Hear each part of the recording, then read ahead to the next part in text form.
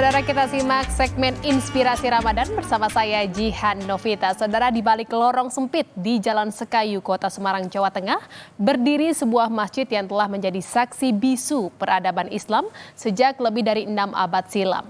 Masjid Taqwa Sekayu yang dibangun pada tahun 1413 Masehi bukan sekedar tempat ibadah, tetapi juga simbol perjalanan sejarah Islam di Jawa Tengah dan Kota Semarang.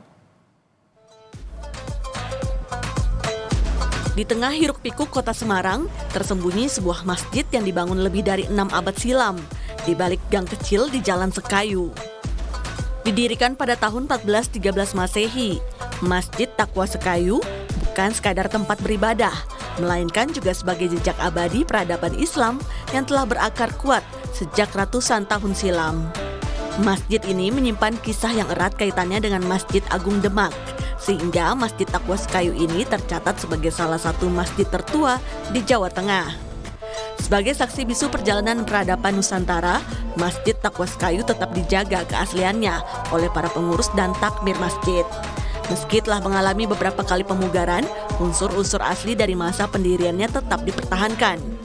Di dalam kompleks Masjid Taqwa Sekayu terdapat sebuah makam yang diyakini sebagai peristirahatan terakhir salah satu keturunan Kiai Kamal yang merupakan pendiri Masjid Taqwa Sekayu ini.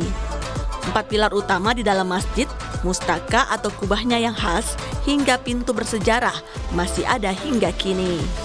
Saat ini masih bisa kita temui pintu masjid. Depan ini ada 3 pintu, kemudian empatnya masjid itu sama mustakanya masjid itu yang memang masih ada sampai sekarang. Terus ada satu lagi sebenarnya sumur yang memang masih digunakan untuk sumber air untuk wudhu. Saat ini Masjid Taqwa Sekayu masih berdiri kokoh dan menjadi masjid yang sering didatangi warga untuk beribadah ataupun menyelisik sejarah masjid. Heri Widodo, Kompas TV, Semarang, Jawa Tengah.